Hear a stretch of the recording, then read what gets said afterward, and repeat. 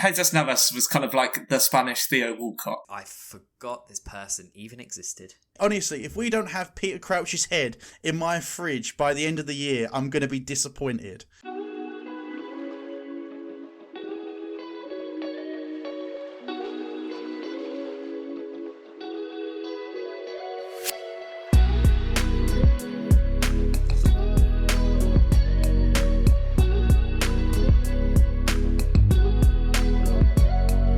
Hello and welcome to the Midtable and Up Podcast. Today we're looking at the worst World Cup winners. I'm also joined by the UK's #1 Trent Alexander-Arnold fan, George. Say hello. Hello. Hi, Matt. You alright? Amazing. Thank you, George. And I'm also joined by our resident tractor boy, Simon. Simon, say hello. Hello, how's it going? Amazing. Right, lads. So today we've all gone away and prepared our top 10 lists. And I kind of had a bit of a blinder this week in that I failed and was miserable at my attempt. So this week I'm going to be... Kind of like the way Spurs attack their title challenges, This basically. is the year. This is the year, all right? This is the So year. only 3 years too late, mate. Only 3 years too late. I'm a delayed genius. That's what You've got to be the only West Ham fan so adamant that Spurs will win the league as well. I feel like you are truly on your own. At this point, I feel almost I have a requirement to defend it against you two. I don't actually care anymore, but I'm adamant at this point. As with the Trent Alexander-Arnold thing as well. As the heated debate of we should do, England's best right back. Anyway, so moving on. I think it's pretty clear who would be #1 on that one. I'm just throwing that out there. Absolutely. As discussed, we're talking about the best or the best worst World Cup winners. So lads, how did you find making the list this week? I thought it was all right, to be honest with you. Go on, Simon. You can explain. Yeah, I think it was more of a memory test than anything. I mean, what I was doing was just looking through the Wikipedias of all the World Cup squads, going back to about 94, as I think is the oldest one I've got in there, maybe even later. But yeah, just kind of going, who was that? I don't remember that name so much. What was he doing there? Where's he played at? What? And obviously a few of them you sort of remember and go, really? Oh yeah, he was there. Can't believe he was there, but he was. That's how I attacked it anyway. Yeah, no, I get where you're coming from with that. So with mine, I think the latest mine goes back to is 98. And basically, I kind of wanted to keep my list somewhat personal in the sense that I wanted to make sure that, maybe not seen them play, but at the very least have thought, oh yeah, I've heard of, at least heard of that player beforehand, and keep it somewhat I don't want to say natural, but obviously, like you, I was looking at squad lists on Google and looking at other articles just to see if there are any glaring players that I thought, they're a bit too big for me to forget about. But yeah, to be fair, just looking at those lists, there was just a few that I kind of thought, well, I could throw them in there, but other than their Wikipedia page, I know very little about them. So yeah, I mean, depending on how far your knowledge of pretty terrible World Cup players goes back, I think it's people's lists on this could really vary. But yeah, my oldest player on this list was a 98 winner. So yeah, that's kind of how I attacked it, and we'll just see. We'll see how it all goes. But yeah, the ones that I've got on my list, I'm pretty happy with, that I can justify why they're there. Okay, well, let's jump straight into it. Simon, we'll go around this way today. If you don't mind starting us off with your number 10 pick for this week. Okay, my number 10 pick is from the 2014 World Cup winning squad. Had the nickname Der Hammer, I believe. Lukasz Podolski. Ooh. Now, Lukasz Podolski, he was always sort of fine. I mean, I know he played for some big clubs. He played for Arsenal, at Munich as well. Munich, yeah. Yeah, and his career was good. I mean, he had over 100 caps for Germany as well. But realistically, I mean, he had a good left foot. I don't really remember him having many more attributes than that, to be honest with you. And I just think, you look at some of the players in that squad, I don't know, I felt he always flattered to deceive a bit, particularly when he was at Arsenal, and I know fans were very hyped about him signing, and it was a case of, I just always felt, I always thought he had more to give that he didn't, and it never quite got to the heights it should have done. Like I say, he played for some really big clubs, but I don't feel he was ever... He never went, oh, Lucas Podolski is the reason why someone's won something. He was just sort of there while everyone else was... And he was a good player, but I felt that he was one who was maybe a little overhyped for a time, and that's the reason why I've gone for him at number 10. Yeah, I kind of get where you're coming from with that. Like, Podolski's not on my list, but no, I do get what you're saying in the sense that, yeah, he was always kind of, as you said, he was always kind of there, but he was never really the star of the show. Not that that's necessarily a bad thing, but I do think you're right. I do think he was always sort of billed to be maybe a better player than he was. But the thing that I hadn't really considered Podolski for my list, to be honest. And the reason why I probably didn't think of him was because I almost thought that he was one of those players, really, that maybe it's just me, but I think he was probably better for his country than he was for his clubs, at least in terms of like the level of the performances. I'll have to go back and check, his goals to game ratio for Germany, but he scored a lot of goals for them, to be fair. As I said, and he was obviously a decent player at Munich and Arsenal and FC Köln, I believe, was the other club he played for. But yeah. But I certainly don't remember him scoring any sort of big goals in a big game.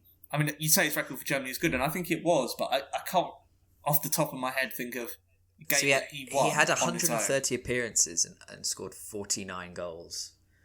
So that's a hell of a record. Yeah, that's a great record. Yeah. But how many of those came in major tournaments? That would be a stat that I'd want to see.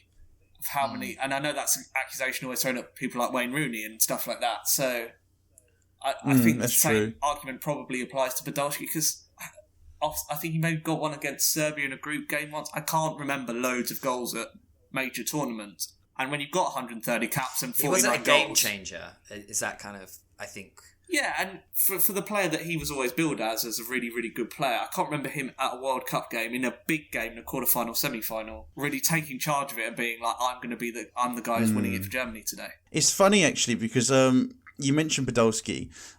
One of the things about him that is it's quite quirky that I kind of remember, is that I think he was the first player for Germany, and again, I'm not sure on the exact years here, but I think he was the first player for Germany to miss a World Cup penalty in about 30 odd years. Like, they hadn't missed a penalty at the World Polish, Cup. Mate. That's why. Yeah, I know. So yeah, Polish.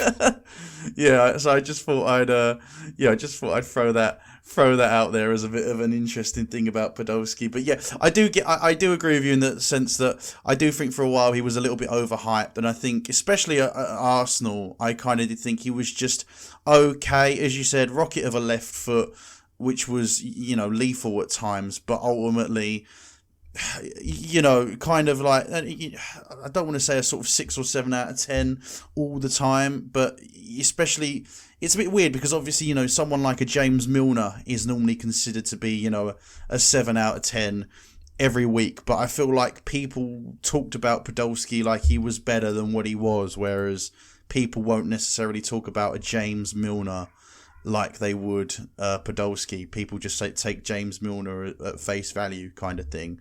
So that's a fair enough pick. I don't know if you've got anything you want to add to that, Matt. No, not really. I think you've raised all the really good points on him, and I think that you look through that German team, and there's just bangers of names from that win. So. Yeah, absolutely. Well then, George, I guess moving over to yourself, who's your number 10? Right, so my number 10 is I would say that he was playing in the Premier League up until very recently, up until about last season. I've gone with the 2010 World Cup winner Fernando Llorente as my number 10. And the reason why I put Llorente down is because I think, he was a decent enough striker. He had a decent goal record at Atletico Bilbao while he was there. But obviously he went to that World Cup squad, and I will say I'm being a little bit harsh here, just in the sense that, he didn't play a single minute of that tournament, which when you think of the 2010 Spain squad, there's a reason why he didn't play a single minute. Like even Fabregas wasn't starting those games, or at least up until the final he wasn't starting games. Even Torres, who was on the, largely on the bench in that tournament, wasn't starting games. Torres didn't come on until the 106th minute. Yeah, so you kind of got to think, if Fernando Torres and Cesc Fabregas are struggling to get into the team, what chances Fernando Llorente got? I've gone with him, obviously. Shortly after that, he went to Swansea for a little while. Was kind of, again, didn't really do much there. Didn't really do much at Spurs, apart from obviously score that incredibly important goal in the Champions League quarter-final against Man City, which was ultimately the decider.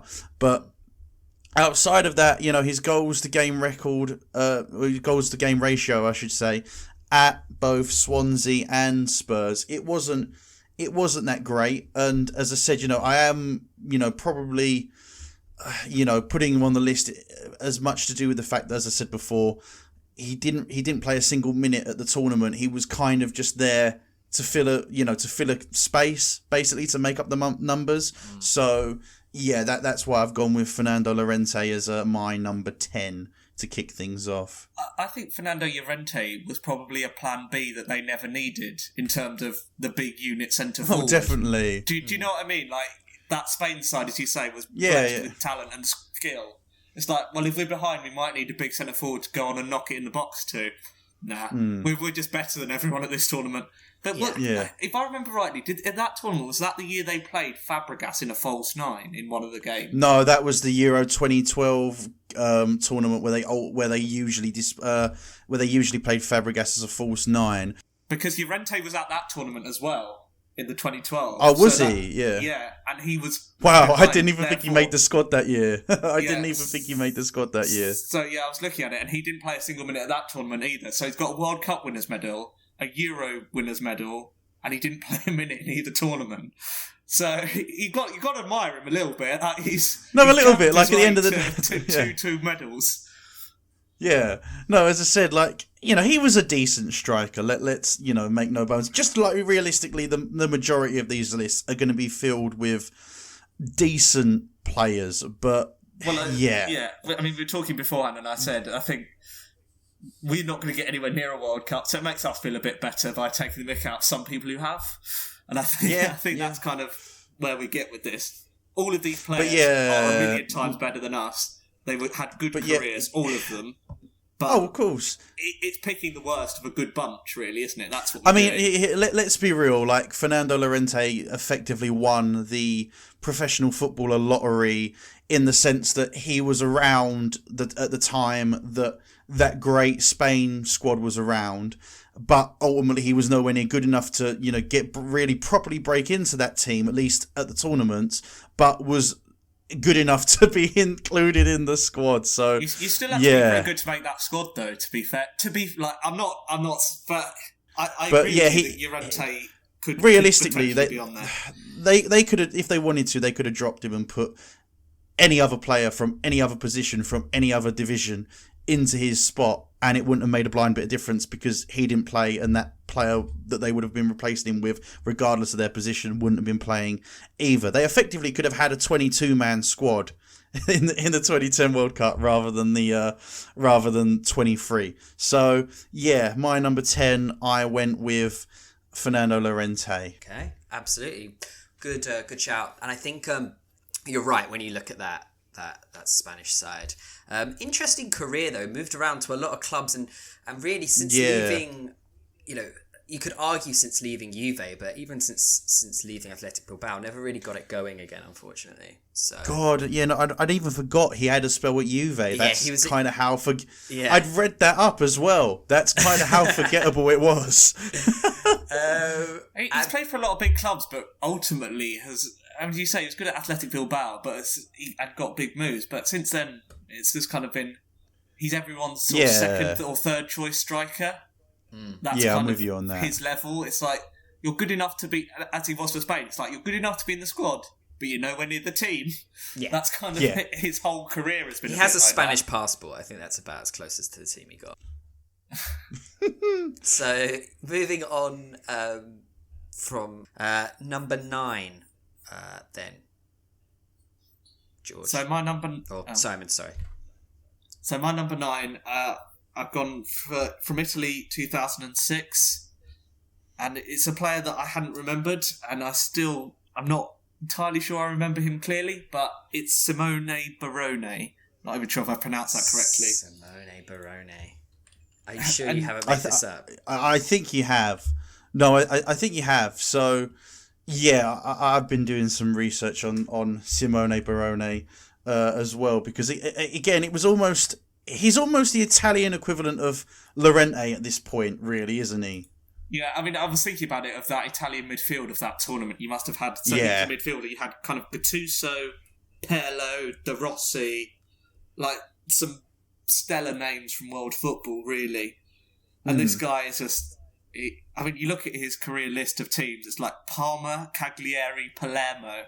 Like, fine, they're all kind of mid-table Italian sides. There's no way, no one's looking at that going, oh, he's a really good player. And I think he had to spell at AC Milan as well, but didn't really play.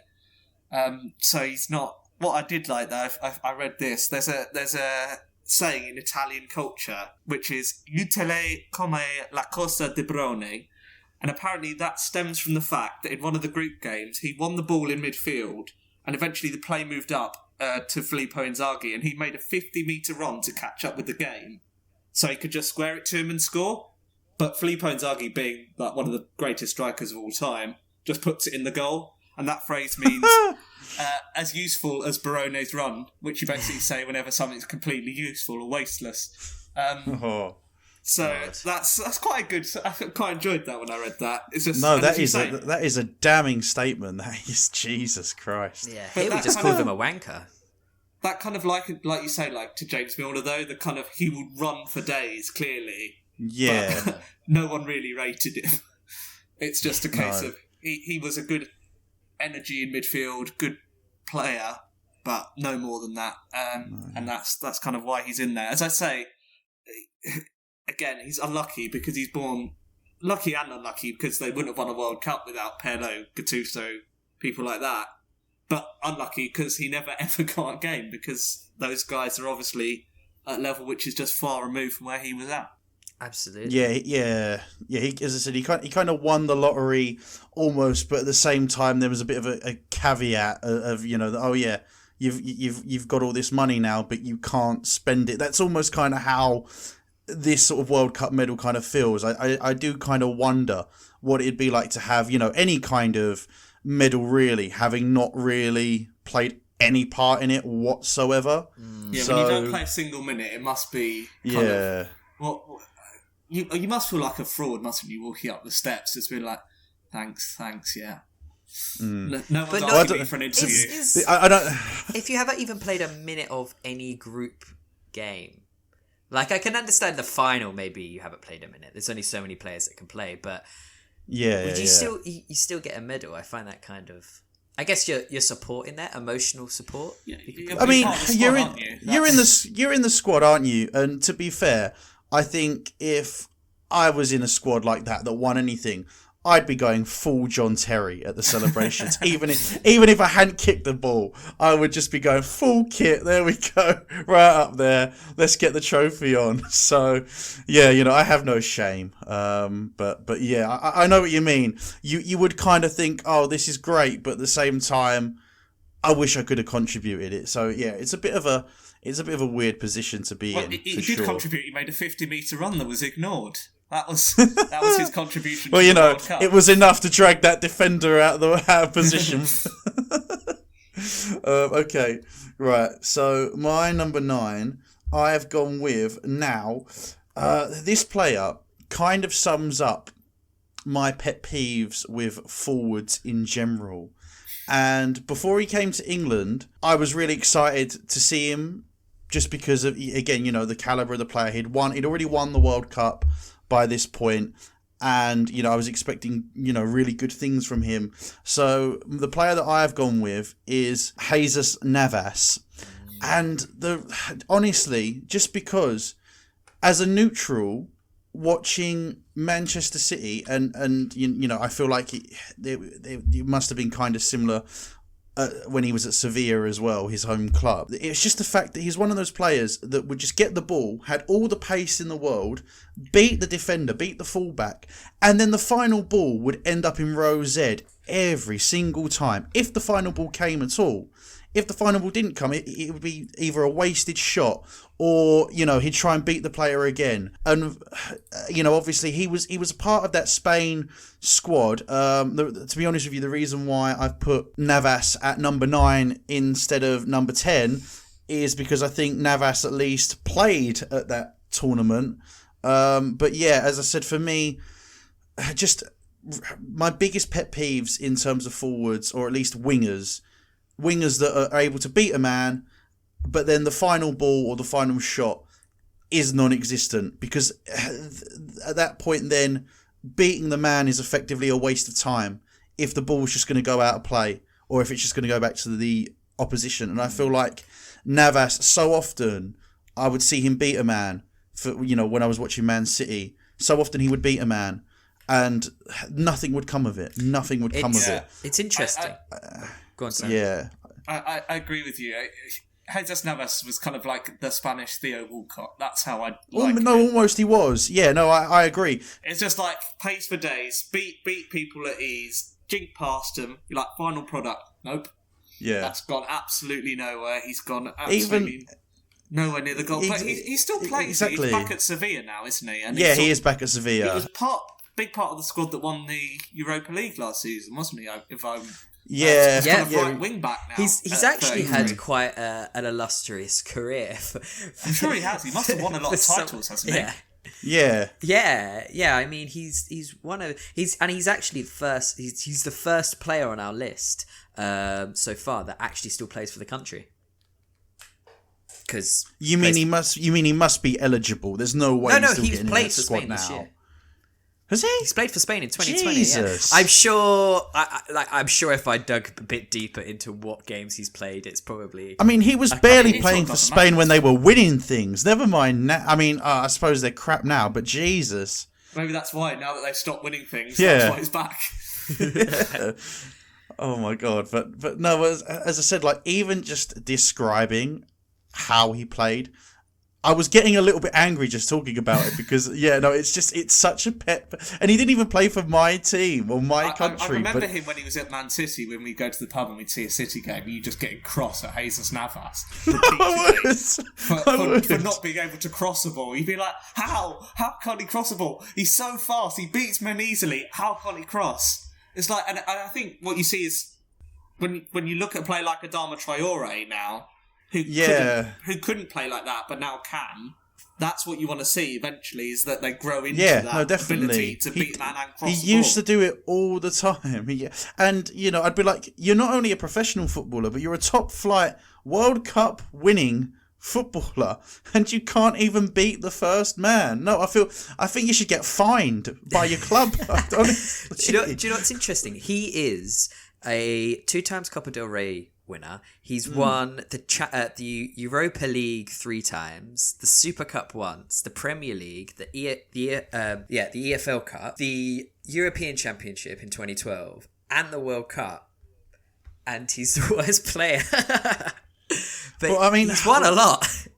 No, to be fair, he's had a great career. I'm not saying he hasn't. Just his impact on the game. I think, as I said, I think of what he should have really been able to deliver. And as I said, when he moved to Manchester City from Sevilla, I'd seen a decent amount of him. Obviously he'd already won the World Cup at that point, already won the Euros at that point. I think he moved there in 2013 because they won the title in 2014. If I remember rightly, didn't he sign for them off the back of a good Confederations Cup, which is obviously that weird tournament that's in between World Cups? Yeah, I think you're right, because excellent in that tournament. I was like, this kid can play. Like, he was doing all those things. Because Spain won that, yeah. But I remember him playing that and being really, really good, and as you say, being really excited to see him week in, week out, and he was just not there. I think that was probably the basis in what City bought him on. And as I said, I remember being really excited to see him. I thought he was going to be really, really good. And to be honest with you, the only goal I can really remember off the top of my head that he scored was in the League Cup against Sunderland. They beat Sunderland in the League Cup that year before they went on to win the Premier League. But even then, that goal was overshadowed by Yaya Touré's goal in that game. So, and even then, Yaya Touré ran that midfield and was probably the difference in the end.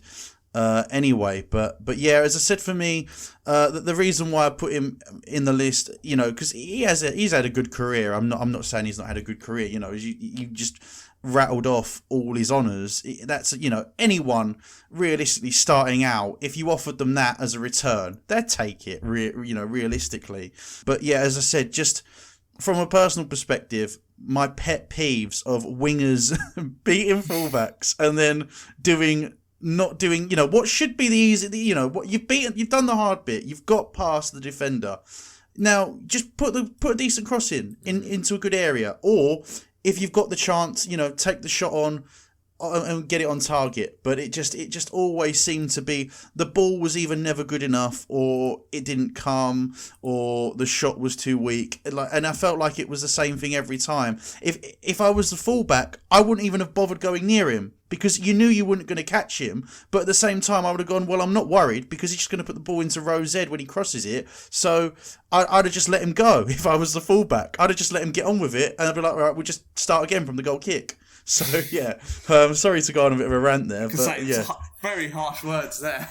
I'm enjoying it. It was fun to listen to. But yeah, Jesus Navas, my number 9.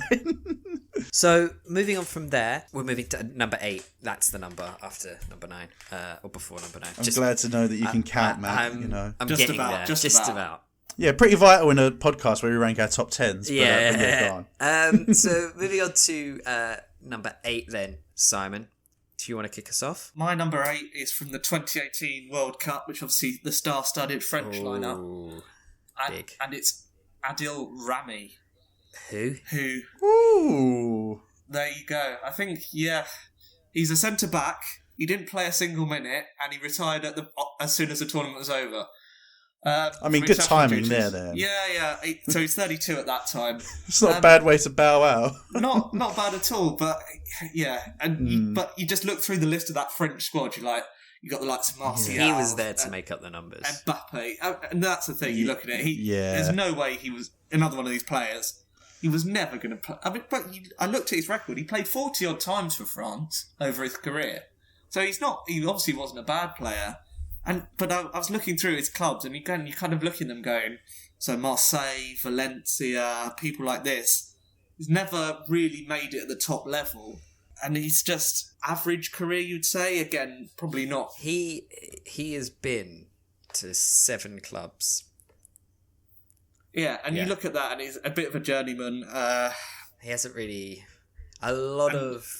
Yeah, he's played a lot of games, to be fair. He has played a lot of games. Most of those were for Lille, I think, and I think it may have been when they won the French title when he was there. But I just think of all those great defenders. He's not one of them. He's not. You don't look at him and go, no. I'm glad he won one, even though he didn't play and he retired. I'm glad that he got a title. Is that as you say, he's just there to make up the numbers. You think Varane and Titi.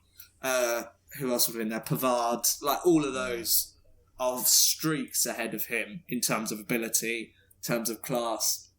And again, as you say, it's just one of those things where you go, you were just French at a time when it was good to be French, and because they didn't have loads of depth, did they, at centre back? I know I've listed 3 there. But they didn't. To be fair, they had those two. Look at other areas, they had more. Because I think, did Martial make the squad? I don't think he did he? No, Martial didn't. Martial didn't make the squad. So up front, they obviously had a lot more depth, and that's why better players than Adil Rami didn't make it. So yeah. I think he was lucky that the French depth wasn't quite so deep at centre back. Well, I mean, as it was in the rest of the squad. You've got to think as well, like that French squad, they not only didn't take Martial, but obviously there was the whole controversy with Benzema. Even Benzema didn't go to that World Cup, and they still had enough going forward to make up for the fact that, I mean, don't get me wrong, we all know the level of Raphael Varane, like world-class centre-back, but yeah, you kind of think that even if they did have defensive issues, that forward line was always going to, probably score more goals than they were ever going to concede. Well, and I think you saw that in a couple of games at the tournament. You did. Like Argentina, the Argentina game, that was a brilliant game, yeah. And that Croatia game in the final, because bear in mind they shipped 2 goals in that final as well, but won the game 5-2 comfortably. So I think you saw that the French defence was maybe not quite as good as the rest of the team, and that's probably why Adil Rami got in there and why he's got World Cup winners medal when he probably doesn't deserve one. It's not the only medal he's got for winning a major competition. Do you know the other one? No, go and tell me. He won a Europa League in 2015-16 season. They beat Liverpool. Was that with Sevilla? That was with Sevilla, wasn't it? Yeah. Well, Europa League in the last 5 years has got to be Sevilla. Yeah, usually is. It's a solid bet. But yeah, no, he's going to be honest. I forgot this person even existed. Did he play a minute? Did he play a minute of the No, didn't play a minute of the tournament. And then, as I say, he retired from international football at the end of it as well. So you say, thanks for coming, Adil. See you later. Cheers, mate. No, to be fair, I think that's a decent shout, to be honest, because, I'd kind of forgot that he existed as well. Even when doing research for this, I didn't stumble across him, so yeah. Well, think about it. It must be you get to go away with all your mates, get away from the missus and the kids, you get put up in a nice hotel. Oh, it's in Russia. It was in Russia. Watch 7. I mean, to be fair, the budget. I imagine that the French FA are shelling out for a decent hotel, regardless of where it is. Yeah, even if it is in Vladivostok or somewhere like that. Siberia, Stalingrad. Yeah, Stalingrad. So I mean, if anything, I think he's just a genius because he's just got a free holiday to Russia with the boys. Got to watch 7 games of football and get a medal for it. The manager was probably like, "Yeah, mate, don't worry about coming to training tomorrow. Just go watch, go watch a couple of games. Nigeria versus Argentina is playing tomorrow. Yeah, just go watch that." You know what though? To be fair, I think if I was like Fernando Llorente or one of those type players that didn't get to play any minutes, I think in this day and age, and again they probably wouldn't let you actually, but I'd try and get away with vlogging the whole thing because you're basically a fly on the wall at that point. Yeah. Can you imagine that? If you're like, the 2010 or 2018 World Cup winning documentary, and it's just made by what? I mean, I'd be like, I'm not playing football. I might as well channel my inner Louis Theroux kind of thing. I think the thing I was thinking is how many injuries would France have needed to have before he got on the pitch? I think the answer is plenty. I think they would have needed about 4 or 5 probably to go down before they're like, yeah, Adil, get your boots on, you're going to play today. Yeah. So, as you say, it's just a case of taking a defender to make up the numbers. So, yeah, that's why he's in. Yeah. No, that's an interesting shout, actually, because my number 8 is a fellow teammate from that same year. So, I have gone with Benjamin Mendy. Now... Yeah, before I elaborate, I will say...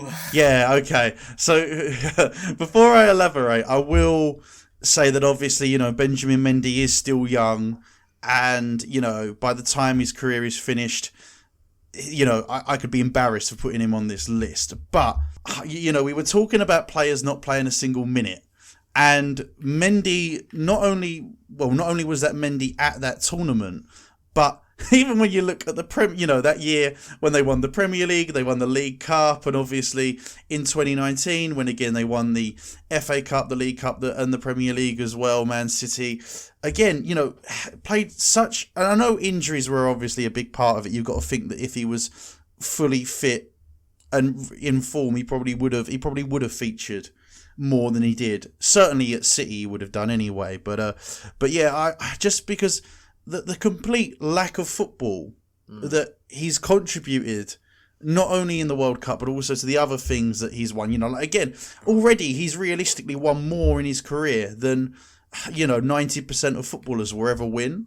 Yeah. I know he's starting to come back a little bit now, But you know, he had that bad injury at City shortly after he first started, and since his return, he's never really, you know, he's never really done it, has he? And I always feel like they're always on the lookout for another fullback. I mean, City have loads of fullback issues, obviously, but you know, when you think of the kind of player that, you know, when he first burst onto the scene at City, you know, he looked like he could have potentially been there years and years, got injured, which was obviously a bad injury, but then has played very little football since, and the football he has played has been, you know, average at best. And as I said, he's obviously still young, and he's still got a way to go in his career. So by the time he hangs up his boots, I could be sat here going, oh no, well, you know what, he was a fucking great left back. He's not that young, though. Like, he's not old, but he's 26. He's 26. He's okay. 26, so he's not like. I'd convince myself he was younger than that. Okay. Well, do you know what? It's probably because you don't see him a lot, and he's an interesting player for our previous podcast about wasted potential. Because do you know he joined Manchester City in 2017? Would you like to take a guess at how many appearances he's had in all competitions since 2017? Can't be many more than 40. Bang on. It's 40.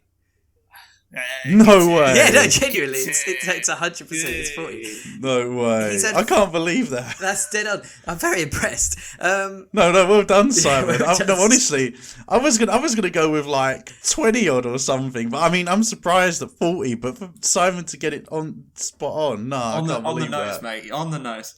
Half of those were in the 2019-2020 season. Yeah, I remember Benjamin Mendy when he was at Monaco, though. And he did look a hell of a player at Monaco. And I think George is right. When you look at his injury record, it's definitely a huge part of why he hasn't hit the heights that many expected him to. And I think, was he not injured going into that tournament? I think he only just... Yeah, he was. Yeah, he was.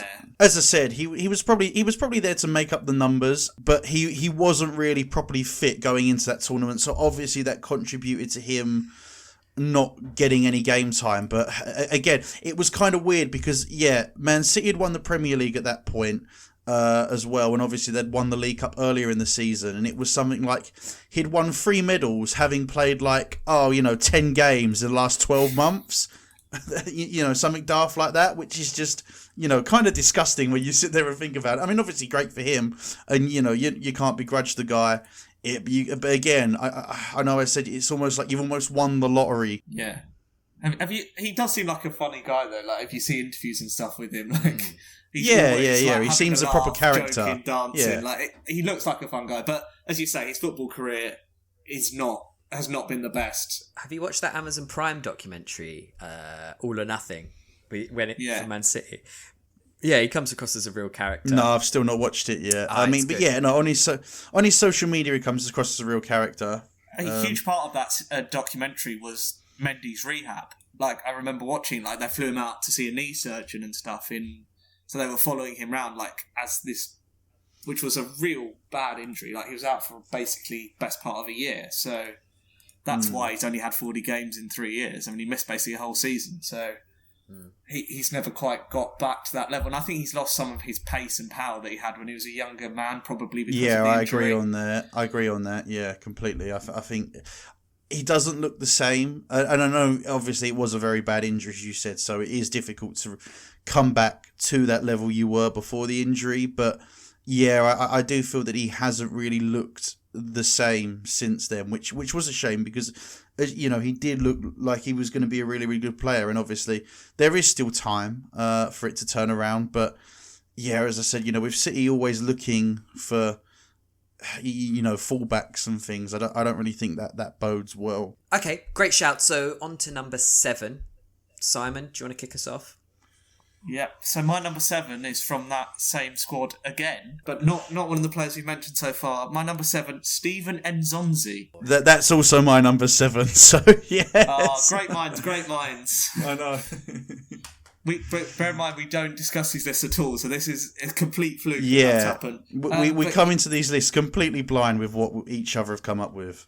So Steven Nzonzi is my number 7, and his career is so I just want to say average. Average is the only word you can look to describe it. It is average, when you kind of think that, he's obviously won Europa Leagues with Sevilla and stuff like that. I just remember him playing for Stoke, and honestly, yeah, if you'd have said to me while he was at Stoke that this guy's going to win a World Cup in 2018, I'd have laughed at you.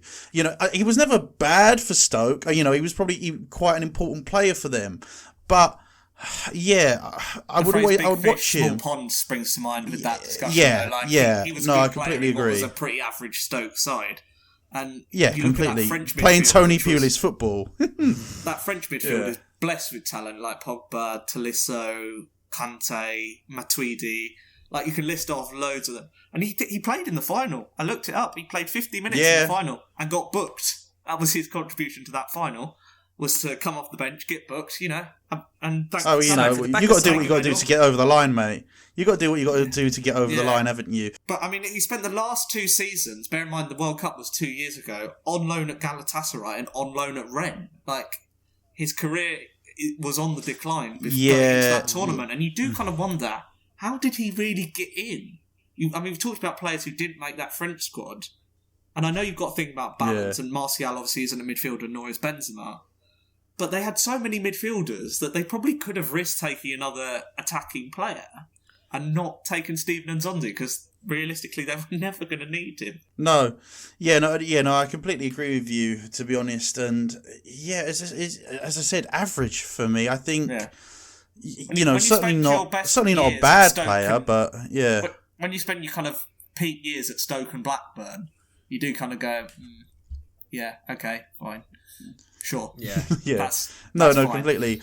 And even then, even while he was at Stoke, because obviously you did say big fish, small pond earlier, which I do agree with to a certain extent. But even then, I was never kind of blown away with him at Stoke. I always so even then, I wasn't sitting there going, like kind of how when Clint Dempsey played for Fulham and he scored 20 goals a season, like that seriously impressed me. For a player, to score 20 goals a season playing for Fulham. The same kind of thing when you get, like Yakubu scoring, 15 goals a season for Blackburn. That, those kind of things really impressed me.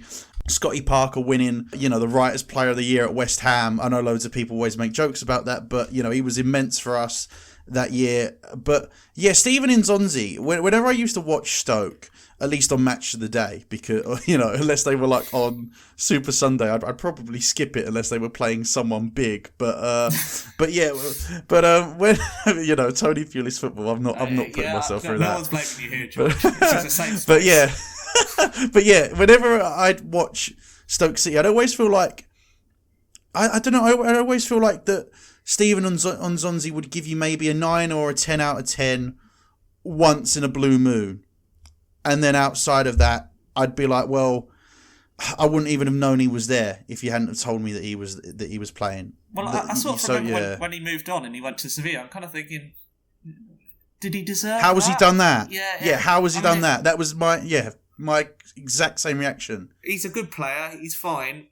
I was reading through and his career at Stoke, and he basically requested transfer windows in 2 of the last three seasons before he left. He just kept going, I want to leave, I want to leave, I want to leave. I mean, have you been to Stoke? You would want to leave. He did. Yeah. In the end, I think it was Mark Hughes who sold him. So, but yeah, he certainly shouldn't have won a World Cup.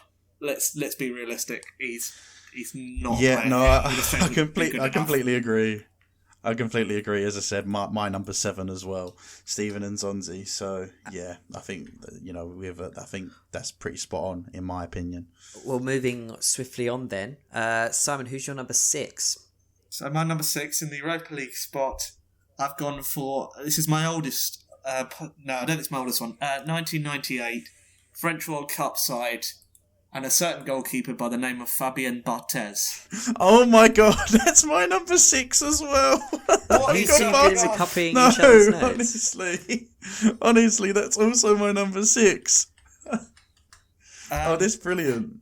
Yes, and we're going to reiterate because it doesn't seem like it, but we genuinely haven't even discussed this going into this. No, I can't. I mean, we've had a couple of things so far where, in previous episodes, we've had crossovers on our list. So we've all had ones that have cropped up on one list, but I don't think we've never had, apart from say the Aguero and the Leicester winning the title, we've never had like a 6 and 7 come up together on the exact same list. But yeah, go on, mate, explain away, and then I will give you my reasons on Barthez. Yeah, so Fabien Barthez looked a very good goalkeeper in the 98 World Cup. I think integral to that French win. He was certainly good enough for Sir Alex Ferguson to go out and spend big money on him. I agree. Meant to be the long-term successor to Peter Schmeichel, and was rubbish. He made so many high-profile mistakes, and eventually was sold very relatively quickly, and his career never really recovered from that. And he wasn't that old either. And you look at the he wasn't. The keepers that replaced him in the end were kind of like Tim Howard. That was kind of the next goalkeeper at Old Trafford, kind of after Barthez. So you think this isn't quality. It's not like he's been replaced by someone better. He's been replaced by goalkeepers. Let's be real. Like Tim Howard was, realistically a mid-table to Europa League level goalkeeper at best. Obviously he had such a long time at Everton, but yeah, you're right. The level of the goalkeeper that they were like, well, this guy is an upgrade on Barthez for us. That for me speaks volumes. And yeah, I'm pretty much with you, Simon. Pretty much my whole reason for Barthez being here was because just how poor, or at least below par, he was for Man United. As a West Ham fan, the big one that I remember is the Paolo Di Canio goal in the FA Cup, where the ball's been played through, and he was right. He was just behind. He was just onside. The whole line has stopped. Barthez hasn't even attempted to save it. He's just stood there with his arm in the air. And, you play to the whistle, but he's just stood there with his arm in the air the entire time. Di Canio just puts it in the bottom corner, and we win the game 1-0. And in a fantastic cup shock for us. Barthez, just, as you said, full of mistakes. One that really kind of sticks in my mind, and I'm really annoyed that I can't remember who they were playing against, but it really sticks in my mind because obviously I would have been about 6 or 7 at the time. What happened was, I remember the ball got played over the top of the defence, and Barthez has rushed out, and he's come out of his area, and the ball has hit his hand, and the referee missed it, and then Barthez has obviously just kicked the ball into up the field.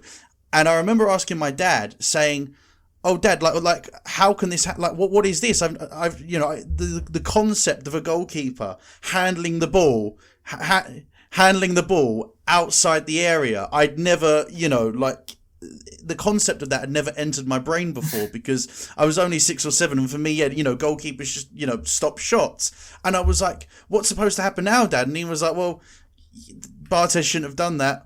He's lucky he wasn't sent off there. And it was just such a flap. As I said, I'm really annoyed that I can't remember the exact team that it was against but yeah, I remember seeing that, and it was needless really. And as I said, it's like bounced off his arm and he's just lumped it up the pitch.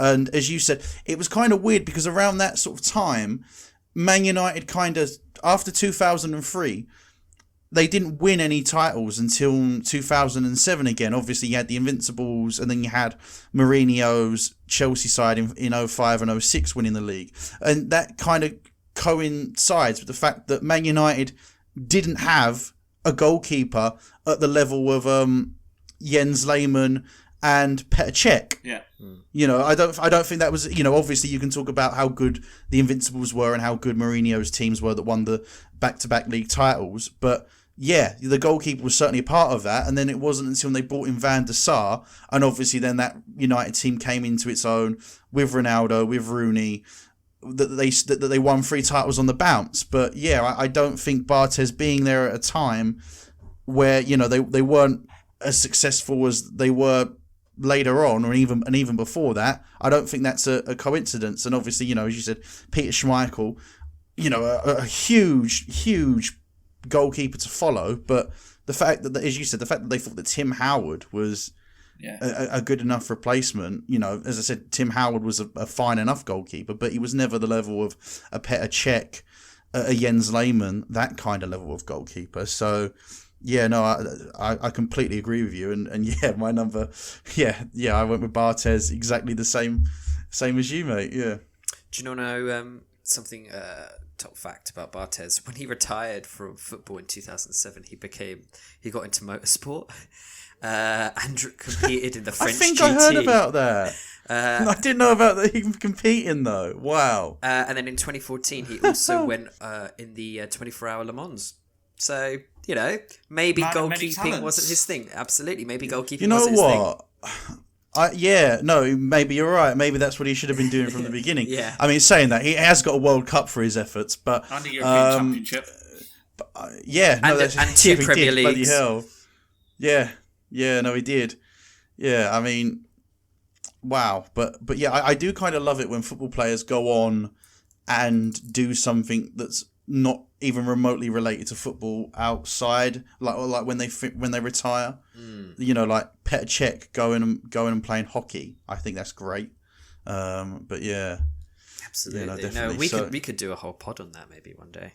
We probably could. Yeah, we definitely have to come up with a list for that. Leave in the reviews if you want us to chat shit on that.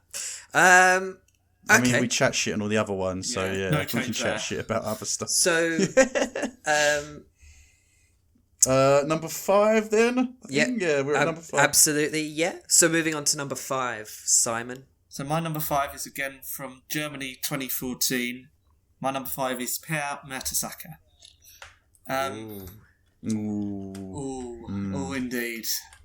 Yeah, another player who, despite having many flaws as a footballer, no pace, couldn't pass.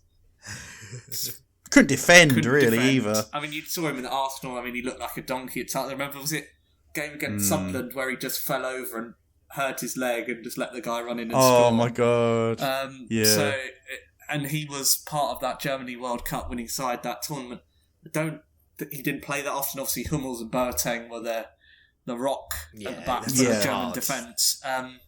But he was there. And he's had a pretty good career. Again, you look at him, he's probably won FA Cups. He must have won some things in Germany as well. But you look at him and you just think, really? You? This guy? No. And again, you think of some defenders who never got to win a World Cup. And then you think of Per Mertesacker. He's got a medal. He at home, sits at home and looks at his World Cup winners' medal. You're like, that's just not fair. He shouldn't be allowed. I think you should have to be at a certain level to win a World Cup. No, I'm kind of with you because Per Mertesacker for me, he's one of those, like, and I know this might be a little bit harsh because you can't help, how tall and gangly you are to a certain extent, but he played football the way that Peter Crouch looked like he should have played football. Honestly, there was just such a lack of technical ability, at least in the terms of someone good enough to play top level football, top tier Premier League, international World Cup winning football. As I said, if you look at his touch and his technical ability, it is far below that of his peers. And for him to have won a World Cup, it's mental, to be honest with you. As you said, when you think of some of the great centre backs that not even just centre backs, just great players in general that haven't won a World Cup. Yeah, and then you realise that Per Mertesacker, someone as clumsy, untidy, defensively not that great either, has got one. It's almost a little bit of a travesty. It almost feels like it's something that feels unnatural. It doesn't feel like it should be allowed to exist. To be honest with you, I don't want to live in a world where Per Mertesacker has won a World Cup, but Lionel Messi hasn't. But yeah, there we are. Here we are at number 5, and I think, as I say, I can't remember a time him ever being good. That's the thing. But he seemed to continually be in squads and in tournaments. Yeah. I mean, I'm with you on that. It was okay at Schalke maybe, but I can't really remember a time where I was like, Per Mertesacker, particularly as a 6'4" centre half. I don't ever remember him being particularly commanding in the air either, which you'd imagine would be his greatest strength. I can't even remember him being that good at that. Honestly.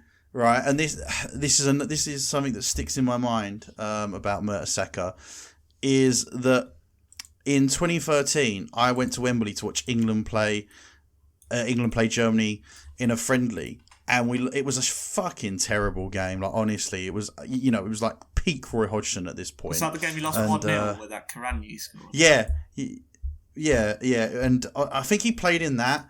And I was sure it was Mertesacker that scored the goal. Oh, maybe it was. I don't know. Yeah, I think it was Mertesacker that scored. We lost the game 1-0. And honestly, to lose that game, and it was such a dreadful game, and to be like, I was like, as you said, I didn't feel like Mertesacker was ever that dangerous in either box. No. From heading. And as you said, when you're a 6'4" lump, if you can't do that, then what can you do, really?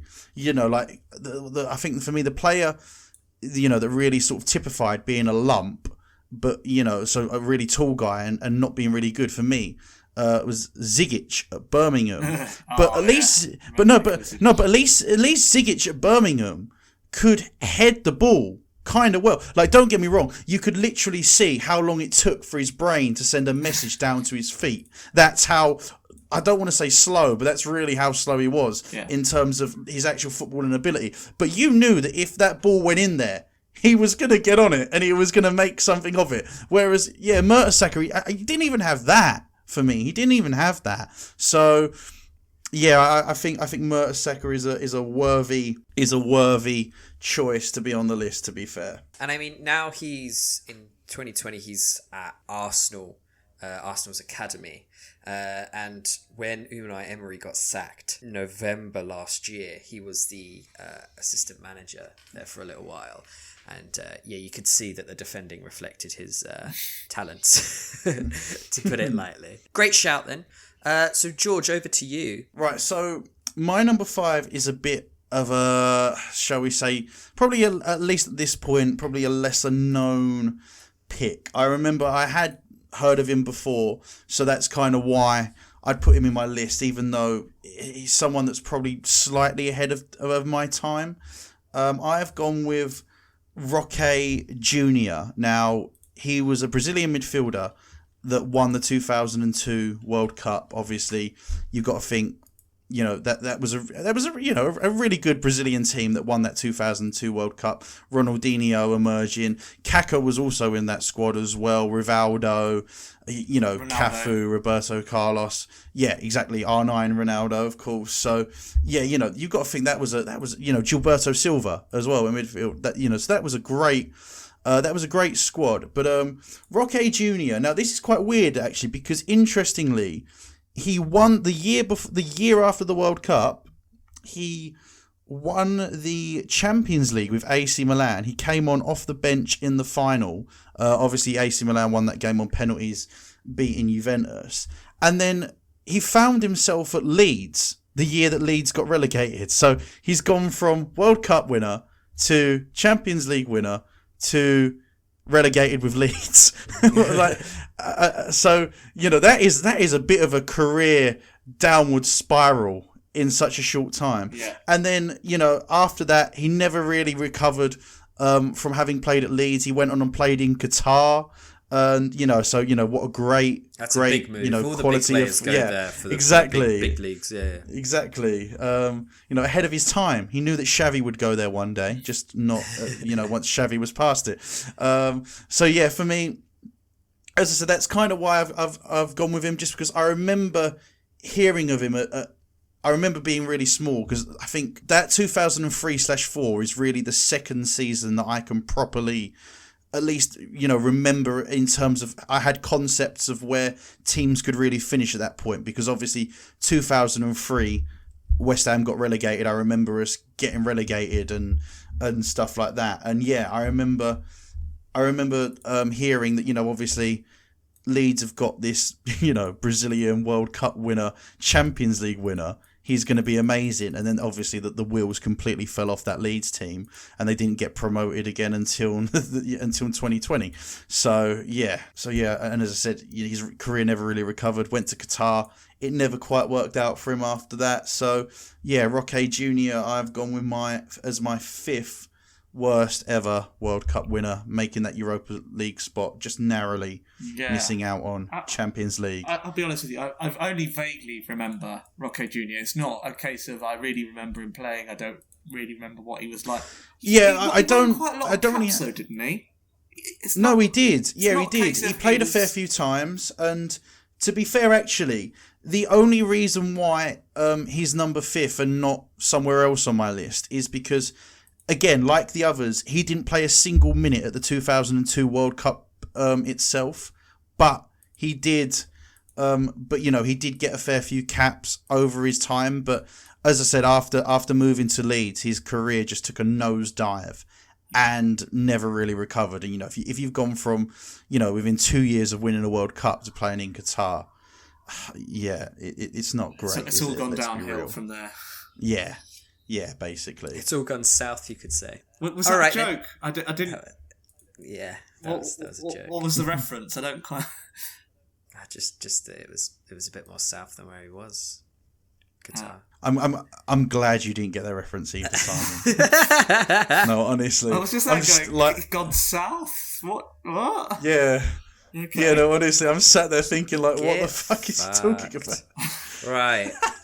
Okay, moving on swiftly. Champions League spots. Let's move on from that. Champions League spots. Simon, who gets into the Champions League and then loses to PSG 3-1? Nice Man United reference in there. That was subtle. I like that. It's not a pod if I don't slag off Man United for at least 5 minutes. That is true. That is accurate. So my number 4 is a player we have already mentioned, and it's Fernando Llorente. Ooh. Yeah. So why so high up on the list? Because I know we have covered him, as you said. So yeah. So why is he so high on the list? I was thinking about this when you had him at 10, and as you say, he's had a pretty good career. I think maybe it's because of maybe recent experiences, and that's what sort of stuck in my head. If that makes sense. Obviously we don't watch Bilbao that much. I don't watch Bilbao that often, so I can't really tell you how good he was at Bilbao, say. But what I do have as a reference point is him at Tottenham. And even then, that was like 10 years ago now, wasn't it, really, that he was good at Bilbao? That's what I mean. I don't really remember him being good. I remember him being not good. So that's probably why he's factored so much higher than potentially he deserves, is that I don't have the frame of reference of him being a good centre-forward. Only him as kind of a bit lazy, and he's so slow these days. I remember he was cheap on FIFA. I mean, that's as good a reason to have him here as any. Any little positive you can find, I suppose. But yeah, I think for me that's why he's much higher than maybe he deserves. And again, I think it was also reading that thing if he played in 2 tournaments, didn't play a minute, and won 2 medals. It's like, again, he's not only done it once, he's not only burgled a World Cup, but a European Championship as well. I think that's pretty incredible for him. It's quite an achievement, that. Oh yeah, no, definitely. Yeah, no, fair enough. No, worthy place. I think, definitely. Absolutely. So George, who's your number 4? Who just gets right? So, my Champions League place, right? So I have gone with, funnily enough, a teammate of Roque Jr. I have gone with Kleberson.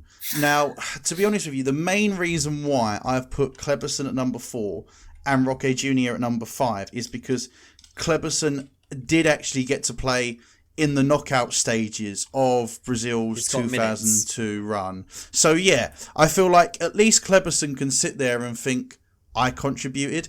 But no, Kleberson, I remember, so basically shortly after that he signed for Manchester United.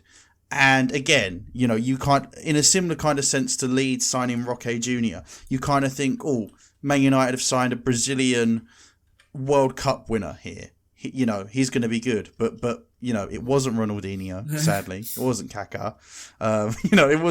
It wasn't any of the great talents of that team. It was Kleberson. And yeah, so basically, He then stuck around for United for a good few years or so.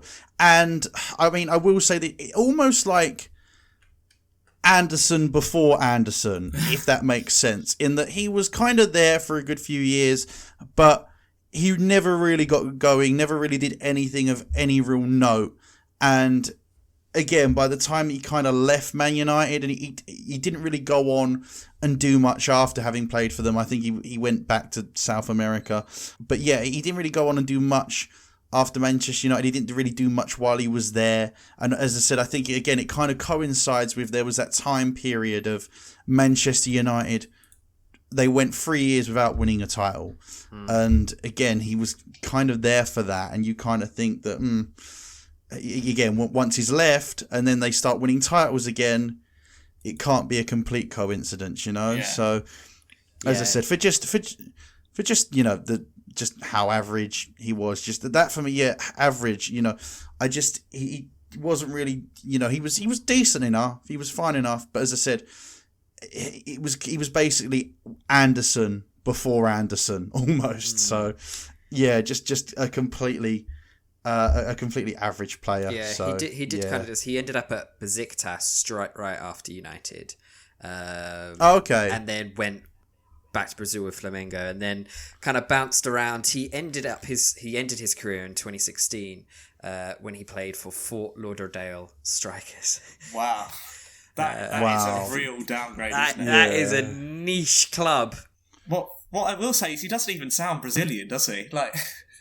No, he doesn't. It's so awful. It's like you think of like Ronaldinho, Rivaldo. It's like Kleberson. It's not as bad as Fred, but yeah. No, I agree. It's not quite Fred level, but you just think. Or Bernard. He sounds like he shouldn't be a good Brazilian footballer, doesn't he? It's like Kleberson. No. He sounds like an Eastern European player. Yeah, definitely. I can't wait to meet. And I know you can't judge a player by their names, but I'm going to, and I have. No, that's okay. Yeah, exactly. That's all good. I mean, this is our podcast. We do what we want. we do what we fancy. So yeah, that's my. And actually, I think So that's basically my my first Champions League spot at number 4. So yeah, absolutely. So now getting into the your top 3, Simon. What's number 3? Yeah. So my number 3. And I'm going to have to be careful with the pronunciation of this because otherwise I'll get a lot of angry people. He played in 1994. I hadn't heard of him. This was one that I Googled and found. Ronaldo, I believe. He played in the 94... Ronaldo? Didn't he write a book? Ronaldo. Like Ronaldo, but with an A before the O. That's why I had to be careful. So discount Ronaldo then, basically. Well, he was a defender. So. Oh, okay. But right. So he played in the 94 World Cup. He shouldn't have played. He only got called up last minute because of an injury to one of their centre backs. And you look at his career record, and I did, and there's absolutely nothing of note. He was in Japan at the time of the tournament, which I think the Japanese J-League has never been one that was renowned as being particularly full of quality, but back in the day I'd imagine it was even worse. So this was not a guy who was at the top of his game playing week in, week out for a good side and he's unlucky to miss out. He was playing in Japan. How on earth has he made that squad? Exactly. How on earth has he made that squad? And I looked through his career stats and his best record was like 85 games for Sao Paulo, but that was over 6 years. So you're thinking he's only playing like 15 games a season. So it's not a guy who is kind of running the show and being a really good player. It's just a random nobody. It's like, as you say, kind of when you think of someone who's just been picked, well, we need 23, we need a defender. Put your hands over your eyes and just pick a name from a hat. Like, oh, he'll do. He's not going to play, so can be whoever we like, really. The Japanese league. Yeah, I know. And I was just looking at it. I'm like... I was kind of going through, and you look through kind of people who were there, and you're like, Ronaldo? Who's that? I feel like you could have taken some people from, the local park. I think that would be just as valuable to the squad, to be honest. Yeah. I mean, at that point, they might as well have done at that point, really, to be fair. So anyway, at least you have to pay for the travel. Yeah, that's why he's my number 3. As I say, I don't know him, and why would I? He's a nobody from nowhere who seemed to somehow sneak his way into a very talented Brazil World Cup winning squad. That's what I mean. Like, he's effectively had a holiday and come back with a World Cup winner's medal. Like, that's what he's effectively had an all expenses paid holiday and come back with a medal. Like, it's mental. Yeah, no, that's a great number. little unknown number 3 there. So, right, going into my third spot is Bernard Diomede, if I'm pronouncing that correctly. So, again, having done my research, I felt like I kind of had to include this one a little bit. Again, I've gone with him because he did end up playing in England. So, yeah, and it didn't really go too well. So, he was a striker. He won the World Cup with France in 1998. Again, it was kind of weird because obviously at that point you sort of had, Thierry Henry, just beginning to emerge. Obviously, Henry also won the World Cup that year. And after that World Cup in 2000, so 2 years later, he signed for Liverpool. Only played 5 games across 3 seasons, and then ended up in France's second tier and third tier. And that was kind of how he finished his career. So, yeah. That's awful. For me, I mean, that's what I mean. So, it hardly sets the world alight. And you've got, as I said, when you think of that French squad in 98, and then obviously they won the Euros in 2000. One of those picks that you kind of think, okay, it shouldn't really be here, but he is. Imagine him being in the same room as Zidane. Zidane must look at this guy and just be like, what a wanker. Like, possibly. How the fuck? Yeah, so, as I said, for me, so then sort of, I feel like we've got a bit of a pattern emerge, at least in some of the players I've picked, in that obviously, winning the World Cup is going to be the peak, realistically, of any player's career. But it's like they've won the World Cup, and then their career is just nosedived off a cliff. Like that. That's maybe where, we should get them on. Maybe we should try and track down some. Well, you know what? Yeah, I'd definitely be up. I don't know what Roque Jr. or Cleberson's ability to speak English is, but I reckon Bernard Diomede might be better. So yeah, not very good, honestly. But fantastic, fluent. But yeah. Bernard Diomede, if you're listening, bonjour. We'd love to have you on. That's such an extent. Off and said you're one of the worst World Cup winners. Yeah, cheers, lads. Yeah, I'll be. I'll be on. But as we said, there is a caveat with that. Like, okay, yes, we do think they're one of the worst World Cup, but they are, at least good enough to have played football professionally and to have won a World Cup, regardless of how they won it. Think of it as a compliment of the time you were born. And I would say that I would say the same for the list of players that we think didn't reach their potential. If there are any out there that don't agree with us putting them on their list, come on, debate with us. Defend your case. Yeah, exactly. Please don't copyright strike us. It's all right. They can't copyright strike us just for mentioning their name, but that's fine. But yeah, come on, fight your case. That's what I'd say. So that was my automatic Champions League. So yeah, I don't know if we want to get into the runners-up positions now. Absolutely. Simon, who's your number 2? Who's just missed out? My number 2, again, it's a player that I don't remember. This was a name that I found. 2006 World Cup, reserve goalkeeper Marco Amelia. Who obviously didn't play a single minute, because when you've got Buffon as your number 1, you really don't need a number 2 at that point, do you? No. To be honest with you. No, not at all. But I looked at his career. He made 270 appearances in 15 years. So that to me again suggests he's not a regular anywhere he's played, and most of those were for Livorno, like very early on. So this is a guy who kind of seemed to bounce around. He went to 4 or 5 different, kind of quite big teams, but seemed to be kind of second choice everywhere he was at, and that was the case at the 2006 World Cup for him as well. And again, a goalkeeper, I think, is always the hardest position, because when you do have a player as good as Gianluigi Buffon, you know going into the tournament, well, I'm not going to play. Like, there's no way he's going to play. Unless Buffon goes down with illness and injury, you're not interesting. Buffon. Some players have an outset where it's like, oh no, I can try, and I might be able to play. Like, I think players do have that attitude, that self-belief. I think you have to. I think they do to an extent, but when you've got Buffon, Buffon is the epitome of goalkeepers. Like, certainly from our era, him and Casillas were like the pinnacle of goalkeeping. They were the best in the business for like 10, 15... Like, I think by that point, Buffon was probably the number 1 in Italy for probably 6 or 7 years already. So he's not. Yeah, he was. Yeah. Like, as much as you say he's got to have self-belief and belief in his own ability, he knows. He must know in his heart of hearts going to the tournament, I am not going to play a single minute unless Buffon is injured. That's it. That's his mindset. So do you think he tried to poison Buffon maybe and just failed? Or I mean, that would have been my strategy if I wanted to get in ahead of him. To be honest, Shakespeare on him like Hamlet. Push. Yeah. Yeah, a bit of Macbeth, a bit of Macbeth, that kind of thing. The team bus pulls up, you just go, oh, Buffon, my dad, and just put It's like putting glass in his trainers or something. Yeah.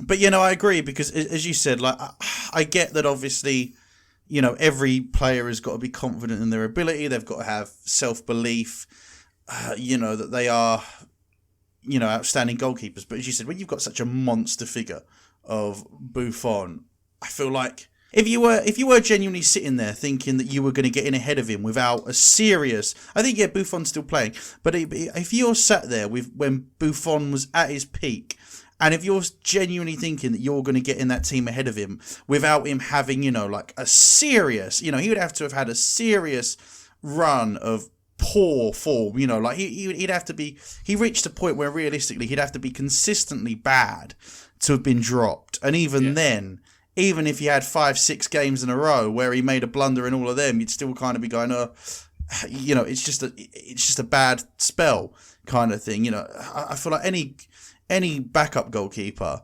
to, someone like him, Iker Casillas, of course, look at you had like Pepe Reina behind him, but you've got to be sat there and you've got to be thinking, unless there's an injury here, I'm not getting in.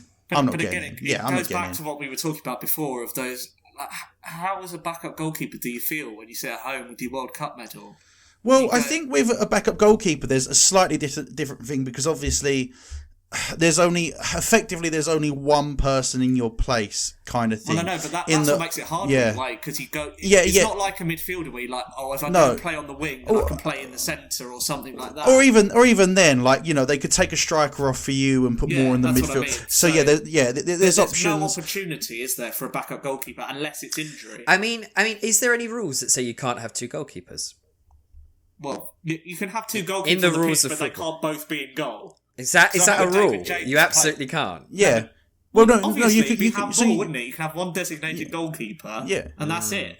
So you could put your goalkeeper, your backup goalkeeper at right back, but it wouldn't do you well, to be honest. Well, do you remember when David James came and played up front for Man City? That was a great day, that one. Wasn't that Stuart Pearce that did that? Of course it was, mate. Of course it was. Yeah, it was, wasn't it? Yeah. Oh, I remember watching that. I just find that so fun. They had a striker on the bench as well, and they're like, no, I know. David James on. No, that's the thing. Imagine being that guy on the bench and Stuart Pearce is fucking sending up David James to do your job for you. Anyway, we digress. But yeah, I just think it's hard for a backup goalkeeper because you go in knowing you're not going to play.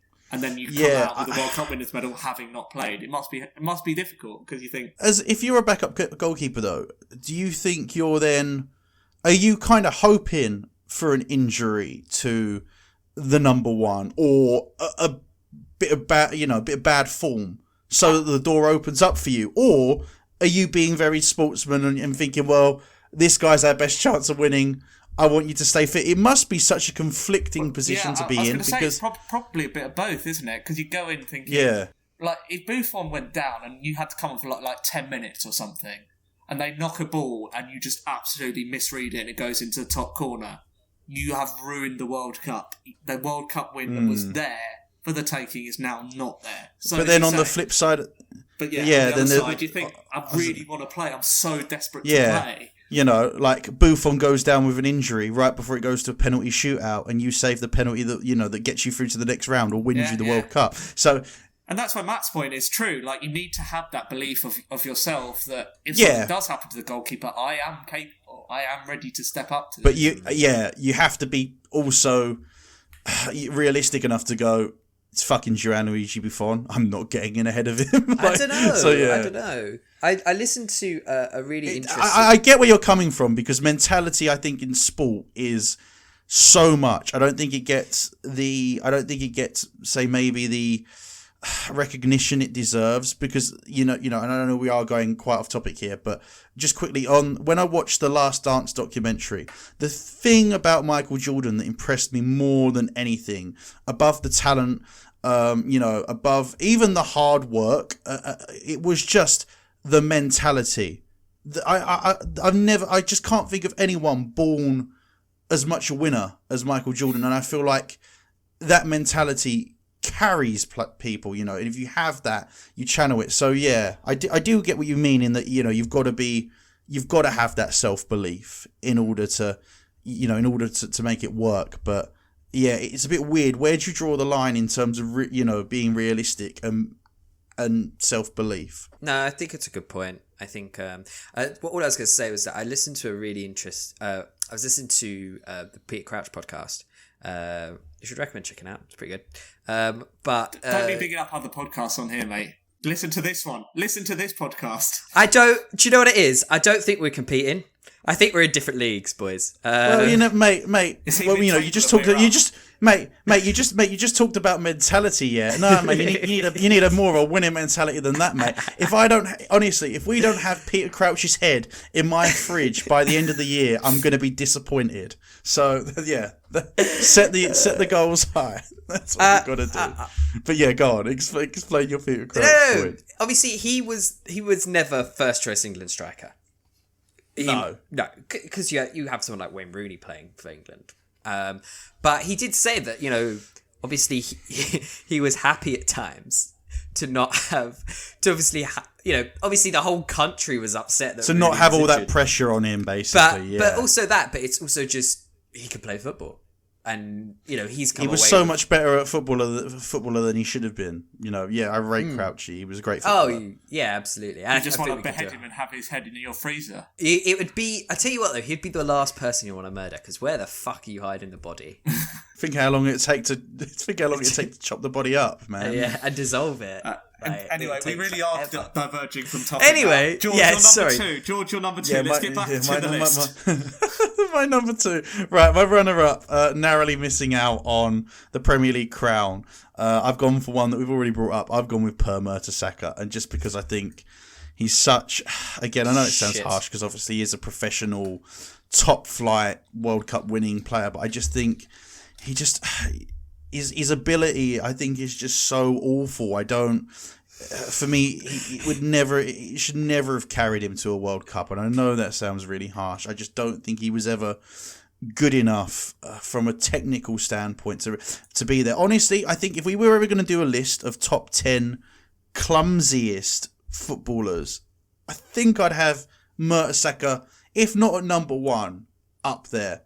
Because honestly, I just think he has no composure about him, no touch. And even when as Simon said earlier, when you think of a player like Mertesacker, you think, well, he's 6'4", he's got to be good in the air. But even then, he wasn't even really that great in the air. So, yeah, for me, number two, my runner-up, I've gone with Per Mertesacker. Okay, then. All right. Well, that's a very good, roundup. I think if we go then, Simon... Who takes the champion's spot? Who's your number one? So my winner is a teammate of Per's in that Germany side. Eric Durm is my number one pick. That was not who I thought you were going to go for. Okay, interesting. Elaborate, mate. Elaborate. So Eric Durm, the strange case of Eric Durm, a bright youngster coming through the ranks at Dortmund. Everyone's lauding him as being the next best right-back talent and full-back talent in the world. And a bit like you talked with Roque Jr. After the World Cup, literally, I think it was about a year after, he signed for Huddersfield in the Premier League when they were relegated. And now he's at Eintracht Frankfurt and he's played 9 times over the space of a year and a half. And this guy now has got a World Cup winners' medal. And I remember seeing him at Dortmund, and he was really good on Football Manager, and I think this is partly why I've chosen him. He was on Football Manager, I think it was about 16. Because he was a disappointment. Well, no, he was great for my Ipswich side. I signed him on my Ipswich Football Manager, and he was so good. I was like, so I remember being like, oh, he's going to be really good. And then obviously, he didn't play a minute at the tournament, obviously, but obviously I had Philip Lahm, and that's your fullback, isn't it? That's the most easiest choice you're going to have. But yeah, to go from the pinnacle of winning a World Cup to relegation with Huddersfield to now not getting a minute at Eintracht Frankfurt, I think kind of shows a real negative career progression that doesn't show any sign of stopping for him, unfortunately. Yeah, no, I think that's a really good shout. To be honest with you, as I said, I do feel like we did come up with again a kind of pattern emerged of quite a few players on these lists. After they won the World Cup, their career just kind of nosedived. Like, you know, as I said, obviously it's going to be the pinnacle of any player's career winning the World Cup. That's the thing, isn't it? It's such a discussion of you've done what most people is the pinnacle of football. You do that at like 22. Where do you go from there? It must be like the mentality you need to have of continuing to be better. It must be hard. You're like, well, I've already won a World Cup. Yeah. What do I do now? Like, and I think Mbappe is probably and he's a great footballer, but he's won the World Cup at such a young age. That's now the level that is expected of him, and you either rise to it or you fall miserably. And unfortunately, you see sometimes players do rise to it, and sometimes they do fail horrendously. Interesting. Yeah, no, I do think that's a good point. See what Mbappe does. I'm not saying Mbappe is going to fall away, but no, that was just an example. Yeah. People expect when you win a World Cup, they expect so much more of you, and then sometimes you can't live up to it. No, because not just that though as well, but I feel like it must be so easy to kind of lose that fire. Yeah. You know what? Like once you've won the World Cup, that's it. Like, and again, you know, that's where that's kind of the difference between good and truly great sports people in any field. You know, like Michael Phelps, for example. You know, once he's won that gold medal, he could have just packed it in and gone, right, that's it, I'm done. But then to keep having that drive, that same energy to be like, let's go again. Alex Ferguson, you know, 13 Premier League titles, you know, once they've won a few, it'd be easy for you to kind of think, you know what, I can rest on my laurels, you know. And I feel like the vast majority of the population would probably do that, you know, would probably go, I've achieved this great thing, that's enough for me, I just want to, you know, I don't need the stress of this anymore. So yeah, I do think that's been quite, you know, it's been a bit of a theme that these players have won a World Cup. You know, whether they should have been at the squad or not, you know, sometimes it's debatable, but some of these players have won a World Cup relatively early on, and then the career is just took a complete dive. So yeah, I think it's really interesting, the kind of mentality you must create in order to have won that World Cup, and then to be like, do I still want to carry on grafting after this? Like, it's not going to get any. It's never going to be this good again. So yeah, it's the thing is, once you've won a World Cup, you're a World Cup winner for the rest of your life. Like, that's the thing. You don't need to do anything else. If you win a World Cup, it actually doesn't matter. For the rest of your life, it will be World Cup winner so and so. Like, every time, that's how you'll be introduced. They'll forget that your career ultimately wasn't that good because you've won a World Cup. That's true. Like that. Yeah, no, that's true. Yeah, and I think it's probably I think it's a testament to probably why it was so difficult to make some of these lists, because there aren't that many people that have won the World Cup that we can say are awful. You know, no, of course not. No. It's about 10. No, made these lists, but you get what I mean. No. Even then, saying that, I've still got to do my champion. But yeah, as you said, none of these players are obviously truly awful, because you have to be at a certain level to win a World Cup. But yeah, these are probably almost the worst of the best in that category, of course. So yeah, my number one, funny enough, it is a teammate of my number two, Per Mertesacker. Not the same teammate that Simon has picked. I went for Mustafi instead. His Arsenal teammate Mustafi. Because again, just maybe not so much as clumsy as Per Mertesacker, but somehow I would say more inept. And obviously Germany defensively... Was he part of that squad? I'll be honest, I completely forgot he was in there. I forgot he was in there. Yeah. I'm glad I said that now. But yeah, Was he at Arsenal at that point, Mustafi. or was he still at Bayer Leverkusen? No, I think he was still at Leverkusen at that point. He hadn't made the move. Because he was another player that I remember Arsenal signed to relative fans there. They thought he was they very did. good at Leverkusen, wasn't he? Well, it seemed to be. That's what I heard. Because I remember, because after that World Cup, at the start of the next Premier League season, straight away Arsenal were playing 3 World Cup winners in their team, and they were like, the 3 World Cup winners have returned, and that was Mesut Ozil, Per Mertesacker and Podolski. They all started, I think, the first game of the season for Arsenal that year, and obviously, Mustafi was signed a couple of years later. But just for me, as I said, I can't really comment on his time at Leverkusen, other than the fact that he was supposed to be a good player anyway. At least that was what I heard. But just to Arsenal, they've had a fair few pretty poor defenders, since the Invincibles. Let's be real. And again, if you were going to make a list of them, I feel like Mustafi has got to be in there as being one of the worst. If you were going to make a top 10, worst Arsenal player list, certainly since that 2004 squad, I feel like Mustafi has to be in there. Really, I just think he's just very not really good. Shit. It's the word you're looking for. It's shit. Yeah. He's terrible at Arsenal. Well, and you have to think that he's been at Arsenal for the period of Arsenal decline, like the worst period of Arsenal decline in history. It's his fault. History, really. I think we can blame all of Arsenal's failure solely on him. Directly, they signed Mustafi and suddenly a shit. That's no coincidence, lads. It's very true. Yeah. I think we've solved it. I think we've got it. His appearance, it stopped Kroenke from buying a proper holding midfielder, Yeah. All their problems backdate to Wenger out, it all backdates to Mustafi. Yeah, he is ground zero for Arsenal finishing 16th in the Premier League this year.